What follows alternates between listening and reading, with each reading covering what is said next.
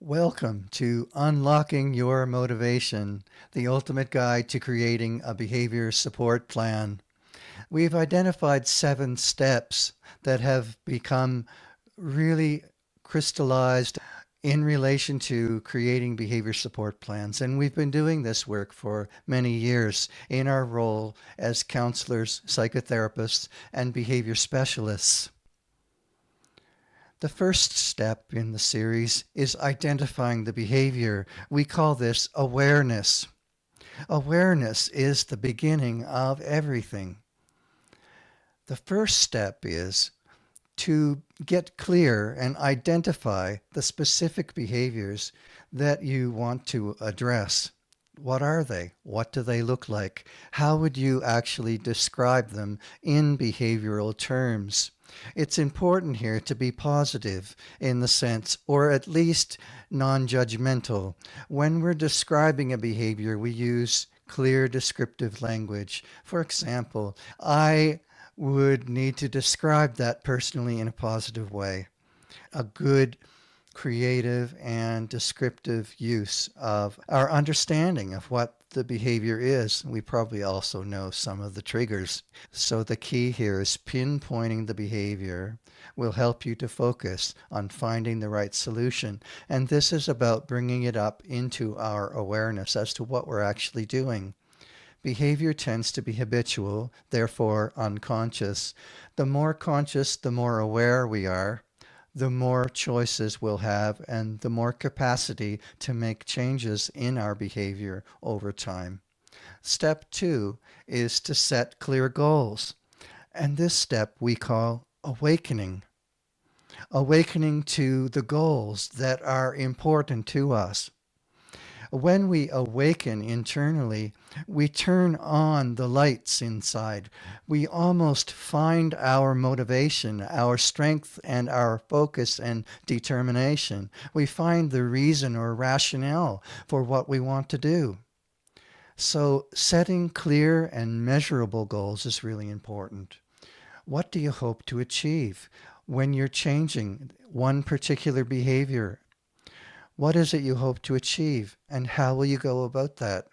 Be specific, be timely, and take it one step at a time. Don't overwhelm yourself.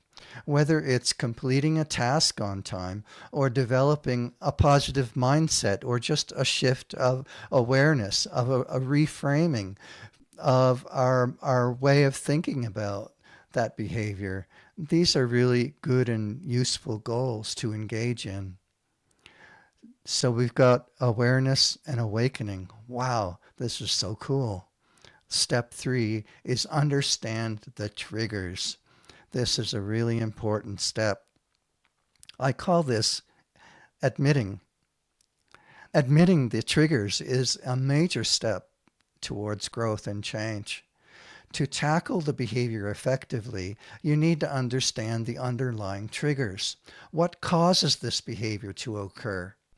Identifying triggers allows you to devise real-life, practical, applicable strategies to circumvent or minimize the impact of that behavior. Identifying triggers allows you to devise strategies to circumvent or minimize the impact of the trigger. It's so difficult, isn't it, to change behavior? We get attached to what we like, to do, to our unconscious patterns and our habits of behavior. So step 3, admitting to what's happening, becoming more aware, more awake, and admitting to our weaknesses and how we could change. It is a journey, and we learn each step of the way some new skills to cope and change and develop, and we actually grow. I mean, can you imagine actually growing and changing who you are? Wow, that is exciting. It's possible and it's doable, one step at a time. Step 4 is developing strategies, practical, concrete, stepwise strategies. Step 4 I've called advancing. So we've got awareness, awakening, admitting, and advancing. Advancing strategies or developing strategies is a now moment. It's like, what can I do right now, today? What can I do to shift this just a little bit? I'm not going to like be there 10 years from now. That might be my vision, baby, but where I am today is where I am today. And I've got to deal with that one step at a time, right? The strategy there is practical, doable, and concrete. Explore various methods that align with your goals and are relevant to your triggers. These strategies could include positive reinforcement, creating a supportive environment, or seeking assistance from others. Step 5 is implementing and monitoring the behavior support plan. Implementing and monitoring the stepwise strategies and how you're going with that, monitoring the outcomes of that. Once you have your strategies in place, it's time to put them into action. Stay committed and consistent with their implementation.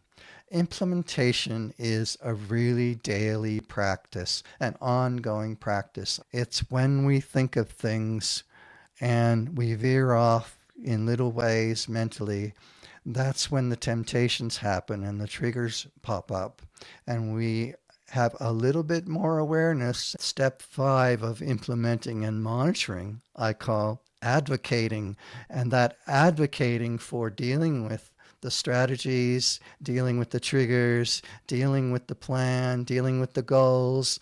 This is really self advocating for our best possible outcome.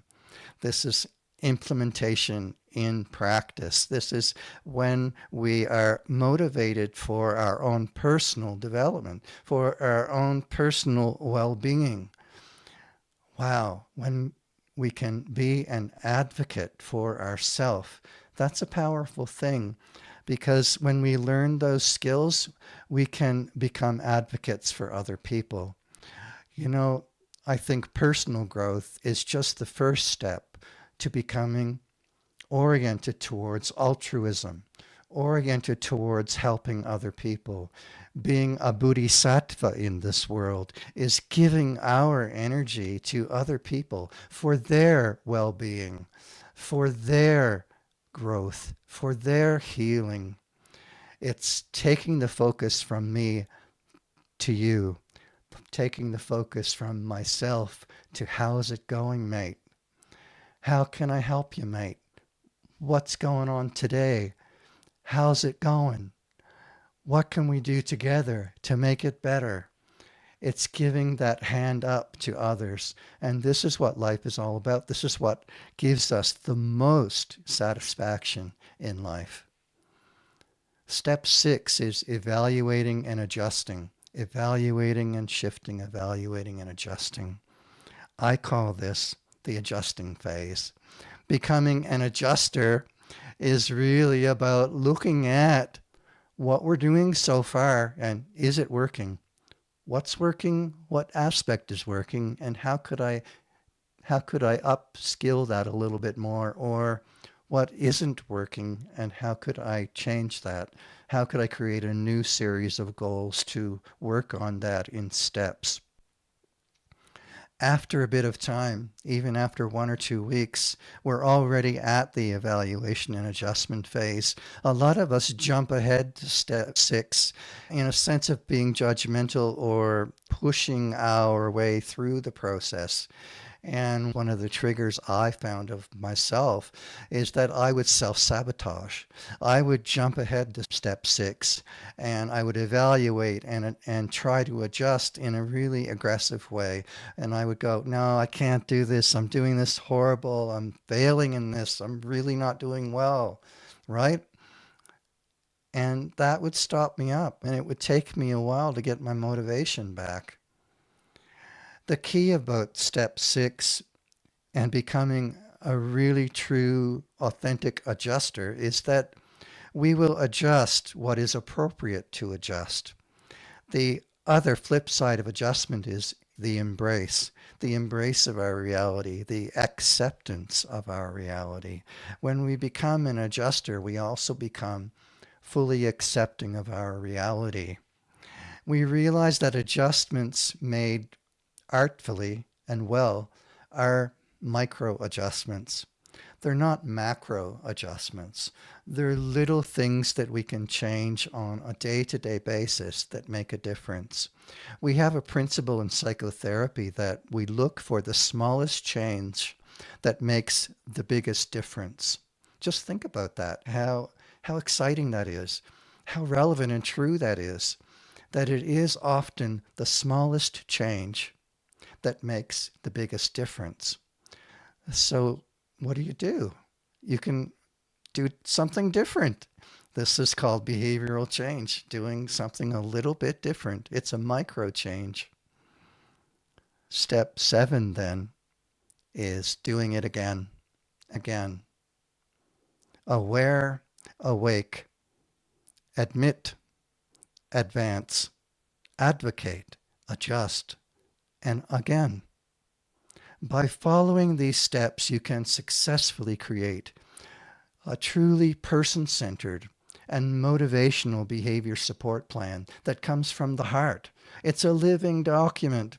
It's not meant to be an imposition. It's meant to be life-giving energy that motivates you, that gives you insight and inspiration, that helps you to realize your strengths and your weaknesses and how to work with that. A behavior support plan that is tailored to your needs and your goals. Remember that motivation is within your reach and that you can make the micro changes that you need to make to find that motivation a little bit more each day.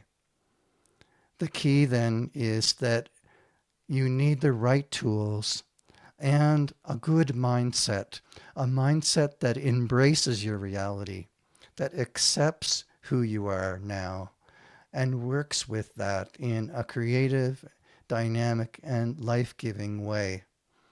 I wish you all the best, and please give a thought to visiting our website at abilityacademy.com.au, where we have, as I said, developed a dynamic and exciting program entitled Creating Motivational Behavior Support Plans, so that you can go a little bit deeper in this process, have some more self-reflection, and actually create your own plan in the context of the course reflections and the additional videos that I provide. You can work through and create your own plan in this stepwise process in daily life. What a beautiful thing to be thinking of doing, a beautiful goal to get my own life together. Wow. That is an awesome goal. I welcome you to think about that and ponder that one. It's just a beautiful thing to do. I wish you all the best, you and your family and your loved ones. Thank you for being with us today.